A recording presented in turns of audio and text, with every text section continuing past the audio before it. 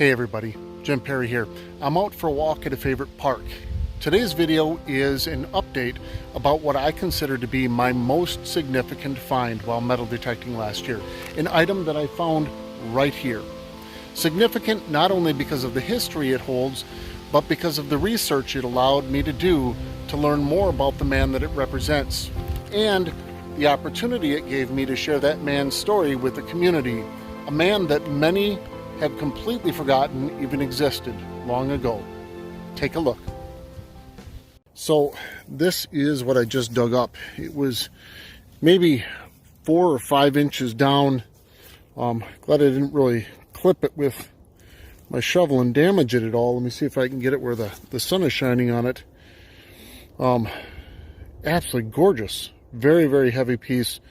Be honest, I have really no clue what it even is. Obviously it sat on something. Let's see if I can clean up the wording up here just a little bit and get an idea what it might say. You know what? This might have someone's name on it. Hold on, give me just a second. I'm going to clean this up and get back a hold of you. Okay guys, so I am going to call this hunt way short today.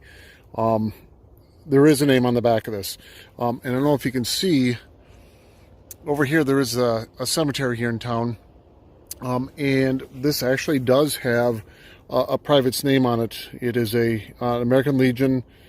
Looks like a marker that probably been hanging from a post with Private Charles Lenton, 138th Field Artillery, 88th Division on the back. So again, I'm going to cut this way short. I really had wanted to look more out here. I'll see if I can come out again this weekend. I'm going to head home and clean this up and see if I can get a hold of someone from the Legion this evening or weekend to see what they would like to have done with this. I'm assuming they or this person's family is going to want this back. I'll have to do a little bit of research on this person. So this, for those of you that are not from town here, this was an old lake. So there was a dam. The river runs through here now.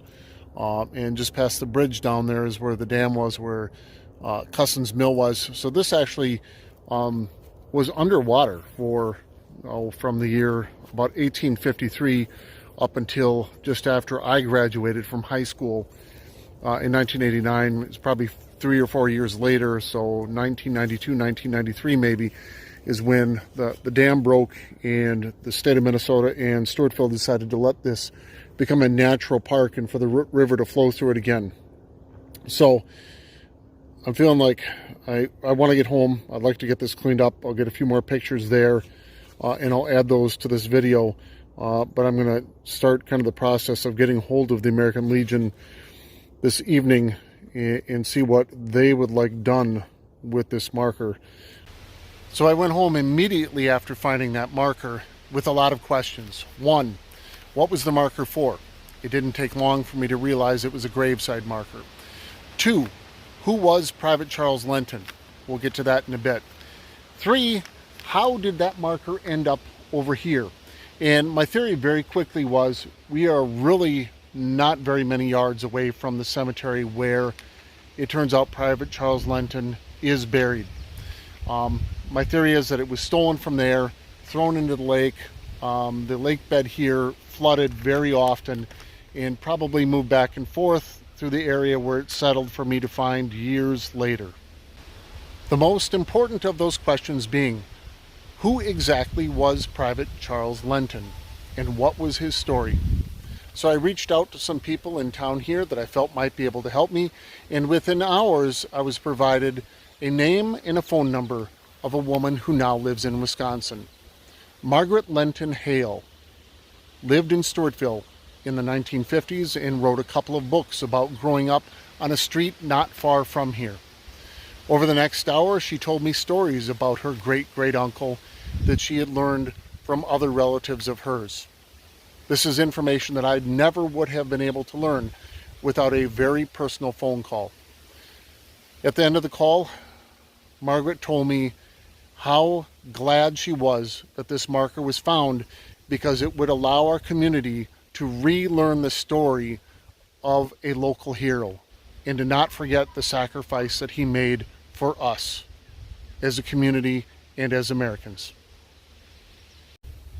Not long after that, I was contacted by my former 5th grade teacher, who was an immense help in locating the following information about Private Lenton. Charles Lenton was born on June 22nd, 1887, to Ezra and Mary Lenton. Originally from Wisconsin, they moved to the Stewartville area, where they and extended family ran several farms. The following information was provided by Mary about her son following his death for his official Gold Star Roll report. She described him as very fond of horses and neat in dress and particular about his person. She said he attended the First Congregational Church in Stewartville, that he was interested in sports, but his health would not allow his joining in them. She said he stood for the good things in life. The following is read from a Stewartville Star article that ran following Lenton's funeral. Friday, May 16th, 1919. 4th Golden Star. Private Charles Lenton was born on the old Lenton farm about 2 miles east of Stewartville on June 22, 1887, and died at Fort Snelling on May 7, 1919, at the age of 31 years, 10 months, and 15 days. Death was due to a complication of diseases following the Spanish influenza. He was among the first draft call from Towner, North Dakota, to Camp Dodge in September 1917, where he remained until December 1st, 1917, when he was transferred to Camp Pike, Little Rock, Arkansas. He was a member of Battery F, 338 U.S. Field Artillery. On April 12, 1919, he was taken to the base hospital at Fort Snelling, Minnesota. During his last days, he went through the most intense suffering, but was cheerful throughout, constantly inquiring about his friends here. All that willing hands could do was done to relieve his suffering, but to no avail. The remains were brought to Stewartville under a military escort.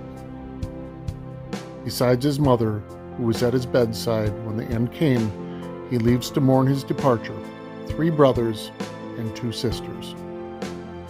Funeral services were held Friday afternoon. A short service was held at the house at 1 o'clock, after which the remains were taken to the Congregational Church, where services were held. At Lenton's funeral, Reverend Padden said, "This young man has fought a good fight. Although he was unable to go to France, nevertheless, he was a true soldier, 100% American. His life story bears witness to his nobility. His memory is an inspiration for all. He died for freedom, for democracy, and humanity. His name is now immortal." A large crowd followed the procession to Woodlawn Cemetery, where the remains were laid to rest. He was given full military honors. A firing squad from Rochester were present and fired 3 volleys over the open grave, and the bugler sounded taps for the departed soldier. The sympathy of the entire community goes out to the bereaved ones.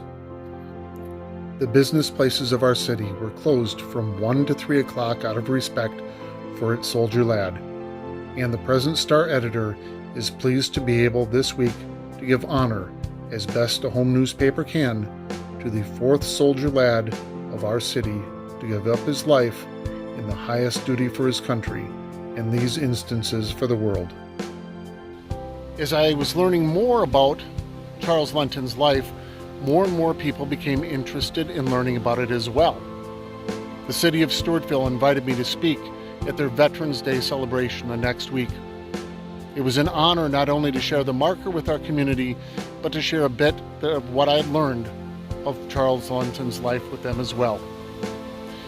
Our local newspaper and a TV station in the area came down to do a story not only about the find and a bit about metal detecting, but about Private Lenton's life. It was at that point that I knew, even though I would love to have kept it, that marker did not belong to me. It belonged to our community. Soon after, I made arrangements to meet with VFW and American Legion representatives from Stewartville in order to present the marker to them. Private Charles Lenton's American Legion World War I graveside marker is now housed at our local American Legion for our community to enjoy. So what next? Finding Private Lenton's marker here not only brought me excitement that day, but it brought me joy to learn more about his life and his story, and joy to be able to bring that story to life with our community and to share it with them. I'd like to take it one step further though. Private Lenton grew up on a farm east of Stewartville. Family owned 3 separate properties out there. I've recently reached out to the property owner where the home that he was born in and where he was raised once stood, in the hopes of metal detecting there soon to see if I can find anything that might be related to his life there. Full circle. Metal detecting is not just about the finds, but it's also about the stories that those items and the people that own them bring back to life. As always, thanks for joining me again today. Hope to see you soon.